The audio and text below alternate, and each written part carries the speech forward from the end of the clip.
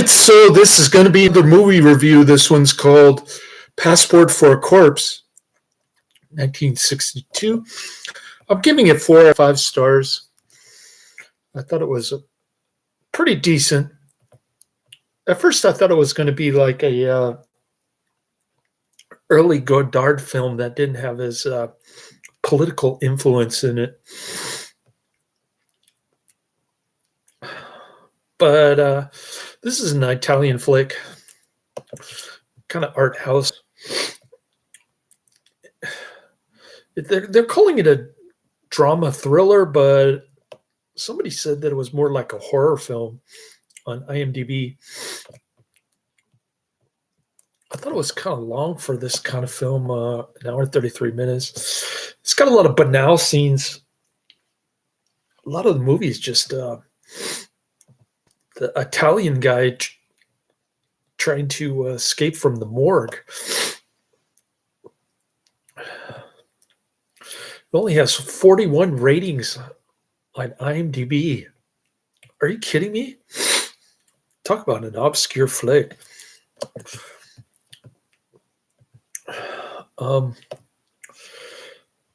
It has 10,000 views on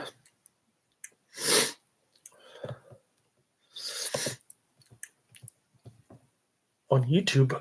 It's one of those cult cinema classics. I keep adding more and more tons of cult cinema classics.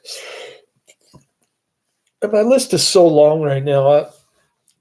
I'm not even going to bother going through it. I'll go through like the first 5 like I did yesterday, but I'm not going to go all the way down anymore. It's just taking up way too much time in my videos. Seems like I'm getting more page views as of late. There's this one dude who's into Richard Pryor, and even if I give it a bad review, Richard Pryor movie, the guy will watch it. He's like, he must be a woke dude. I don't know.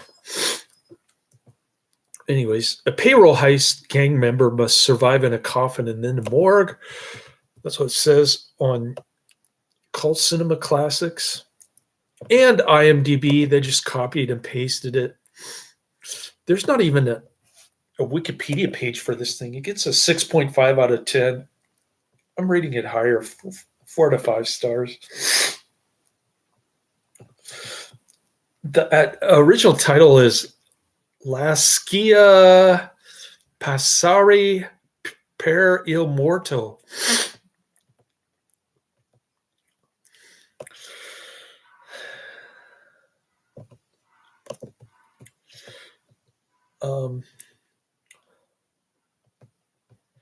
Yeah.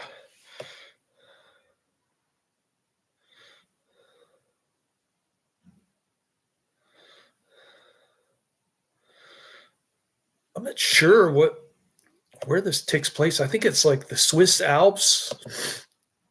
The guy's trying to skip the border after he does a payroll heist in Switzerland, I guess. He's trying to go across the border. He doesn't have a passport, but I guess his blondie girlfriend does. So the movie starts out in the middle. It's kind of cool, where he's climbing into that coffin to hide from the authorities.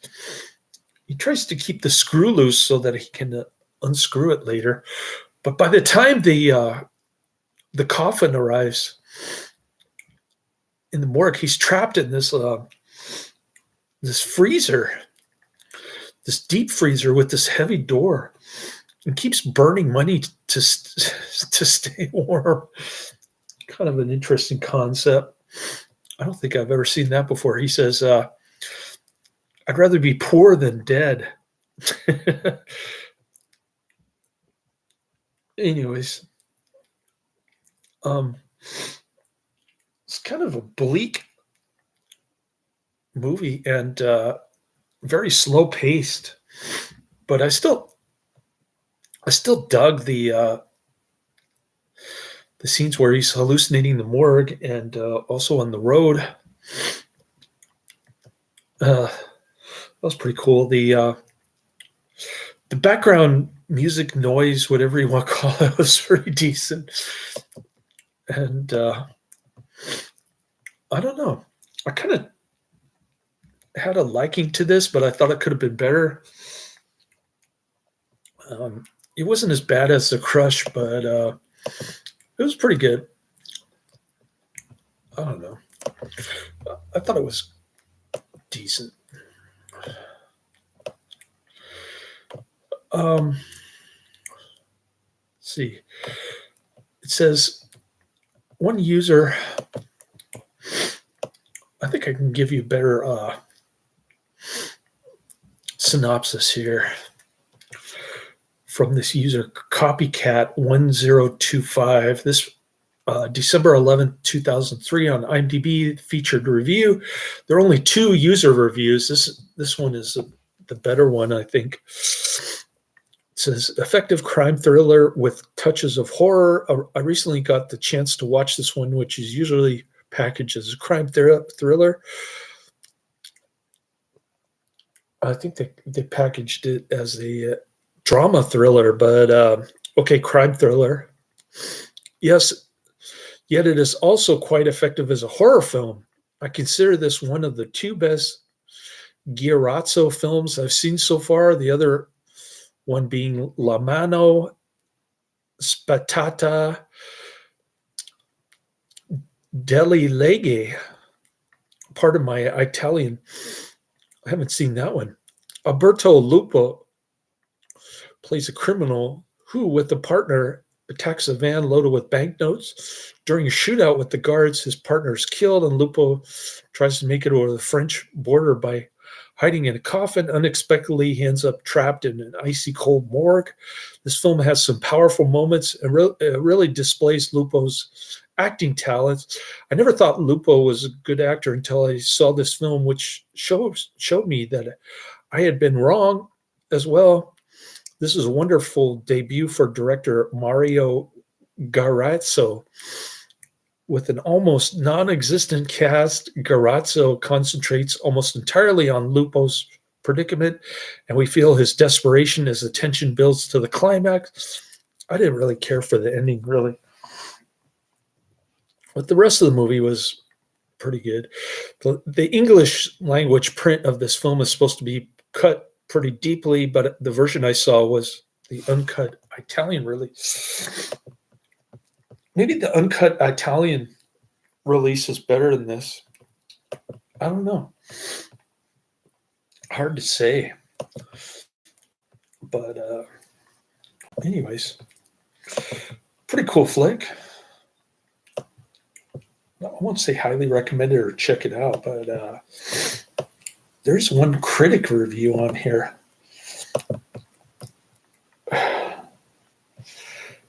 Who is the critic that reviewed this flick?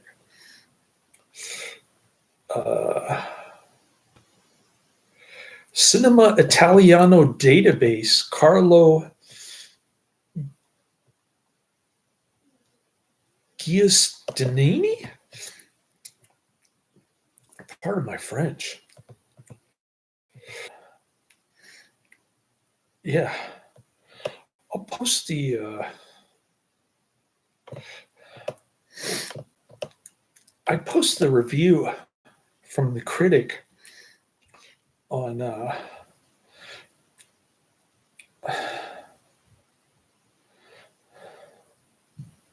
ooh, the uncut version looks very nice. The blondie's in a provocative outfit on the lobby card.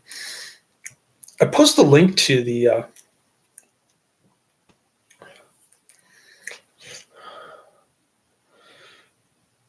Italian critics Italian cinema database review, but it's all in Italian. You wouldn't understand. Oh, yeah. I can post this. I'll post this in the description. Let me do that.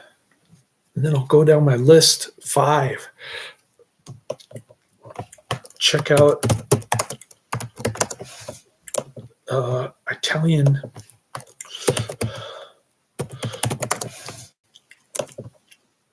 cinema database.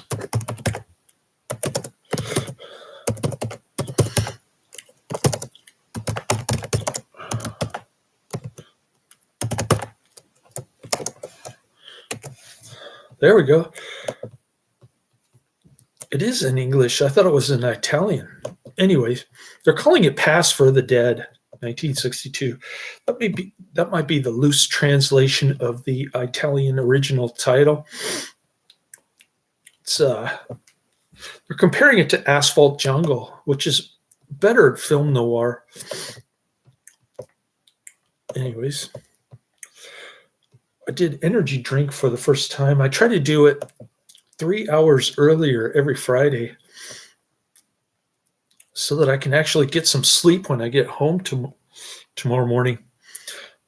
I got $25 cash tips yesterday.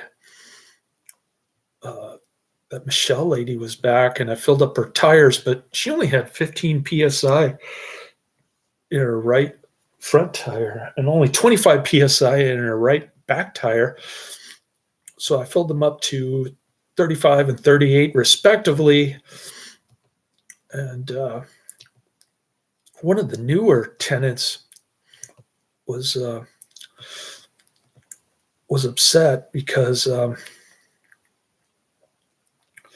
his garage opener wasn't working, and he has to wait for the valet to open the garage door.